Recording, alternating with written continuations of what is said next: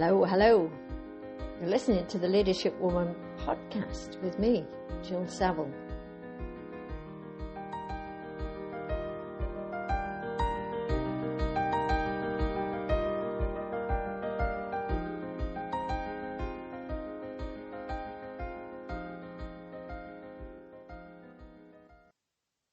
And today I am going to talk about what's been happening with me over the last few weeks and months. I'm conscious that I've not recorded anything for a while, and I apologise for that. Life just gets in the way, as you know. And I'm also going to talk about what I've learned from the last few months. So here goes. Thank you for your patience. Thank you to everybody who's still downloading the previous podcasts. I hope that you're getting something from them. I always record these with you in mind, trying to think what is it that you may need to hear today. So, and in fact, with that in mind, when I first woke up this morning, the podcast that I'm doing now is nothing like the one that I first thought. I thought I was going to talk about Edith Eger and her book, The Gift.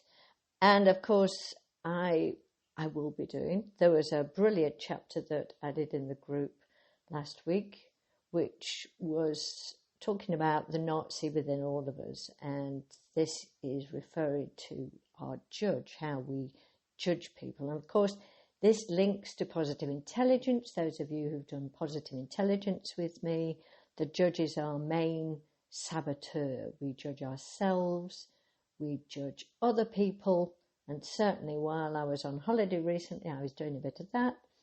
And we judge circumstances as in, oh, it's not the right time to do that, I don't have the money, etc., etc.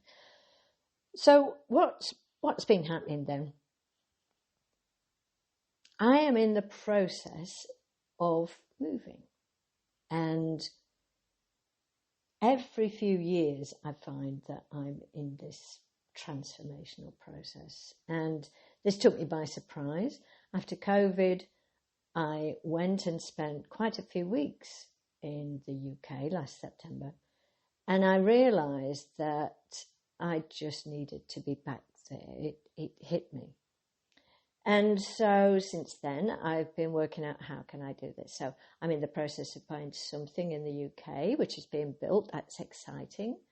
We put this French house on the market in order to downsize. We've got an offer on that. So that's all exciting. So what isn't so exciting is that we now have no clue where we're going to live.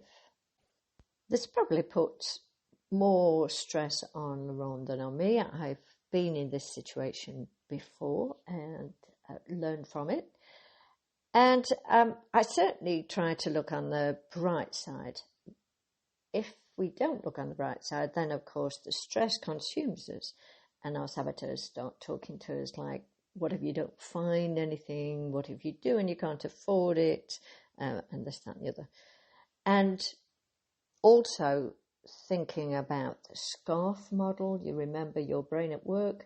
So our brain likes status, certainty, autonomy, relatedness, and fairness. And so there's some of this going on because status, I have to confess, I'm moving from something that I really like and I love to welcome people to it. And we're definitely going to move to something smaller and cheaper. And in my mind, it's, do I really want to invite people here? So there's a threat to my status. Then we've got relationships. Will I manage to maintain the relationships if I move too far? And of course, the big one is certainty. This certainly is going on in Laurent's mind, because he likes to know what he's doing, where he's going. And so that there's certainly this threat to us. What I'm trying to keep in mind then is that all we need to do is make the best decision for now. We are trying to keep future plans in mind, like retirement and where do we ultimately want to be. But actually, for now, we just need to make the decision that suits us. And all decisions, the vast majority of decisions, you can change. You don't have to live with them forever. So I'm bearing that in mind. The other thing is that because there are so many possibilities, we need to have an open mind. My friend said, can you write down what you're looking for in a flat? And I thought, well, that's quite hard because my answer to most things is it depends. 2 bedrooms are fine if the lounge is big enough. There might be a more creative solution to where can I work rather than have an office. Who knows? So trying to keep in that explore stage, that curiosity, is hard, and it's impossible if you're stressed. Your mind closes down and just worries about everything that could go wrong. So I thought today I would just talk a little bit about what I'm going through and the fact that it's so important to calm down our saboteurs, calm down the stress, and just look at the future possibilities. With positive intelligence, Shirzad Chamine tells us that everything that we go through, good or bad, can be turned into a gift. So I'm looking at what are the gifts here. And on that note, let's stop talking about moving house. Let's talk about elderly relatives. And I'm starting to think that I shouldn't be left in charge of any because I invited my father over here. He came over here for 3 weeks around March time, and we all got COVID. It was not quite a living hell, but it was not the holiday and the downtime that I really wanted to give him.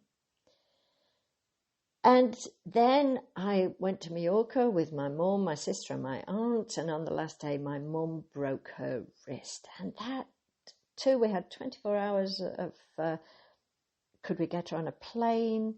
Could we negotiate the A&E system in Mallorca? Could we get this damn painting on the plane that was the cause of why we'd gone back to that village in the first place where she fell? And I've spent a lot of time recently looking for the gifts because both of these experiences weren't pleasant. And I really had to work hard on maintaining some kind of positivity throughout the process. So what were the gifts? And I think there's a similarity in both of them in that I had to spend more time with my mum and my dad in closer proximity. And after a couple of years of COVID, after not being able to see them for quite some time, I suddenly was really involved in them and their care. And it reminded me that some time ago, I was saying that I'm certainly not Mother Teresa. I have a certain amount of impatience for people who are ill through their own fault. This is me, my judge, you can hear. And my mother turned around to me and she said, well, I really hope that Laurent never gets ill because you won't want to look after him. And that stuck with me. I thought, really? Am I such a person? Maybe I can't look after somebody when they need it. So what I learned from this experience was that much as it's not my real calling, I am certainly not Mother Teresa. When moved into that situation, I could do it. And I could do it with a certain amount of positivity. And I know that if I had to do more of it, I could certainly find more control over my brain and thinking more on the bright side. So this was really a gift of closeness with my parents. I don't know how they saw it. They were just going through the whole horrendous time. But for me, that was the gift.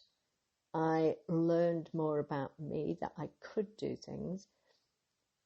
I found that when needed, I did have that strength, and it built up that strength in me so that if I was faced with doing it again, I know that I could. So I just thought that these are quite personal reflections. I know that, but many of you know me well. And I wondered if you were going through something similar. I thought I would help you find the gift. Thinking about future then. Now that I'm back into the swing and I've found my voice for these podcasts, I have some great guests coming on soon, one of which is the person who kept saying, Jill, you have to plan the work and work the plan. Those of you in the Inspiring Leaders group will hear me say that to you all the time, plan the work and work the plan, and you are going to hear from the man that instilled that in me. So I will see you all soon, and I hope that you're doing well. It is an absolutely glorious day in France. They say it's going to be 27 degrees. I hope that it's good where you are, and even if it's not, I hope that you can find the gift. So thank you all very much for listening to the Leadership Woman podcast, and I'll see you all soon.